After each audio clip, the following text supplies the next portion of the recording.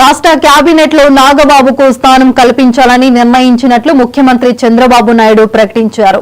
ఆంధ్రప్రదేశ్ నుంచి కూటమి తరపున పోటీ చేస్తున్న 3 రాజ్యసభ సభ్యుల జాబితాను విడుదల చేస్తూ అందులో నాగబాబుకు మంత్రి పదవి ఇస్తున్న విషయం కూడా పేర్కొన్నారు.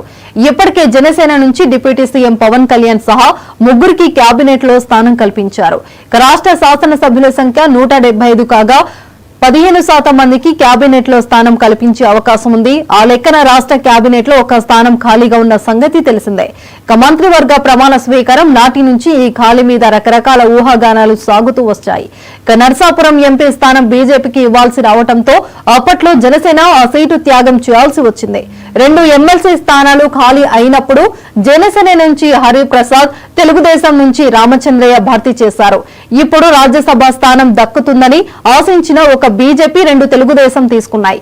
ఈ పరిస్థితిలో నాగబాబును మంత్రి వర్గంలోకి తీసుకోవడం ద్వారా న్యాయం చేయాలని నిర్ణయించారు. ఇక త్వరలోనే జనసేన తరపున ఆయన మంత్రిగా ప్రమాణం చేస్తారు.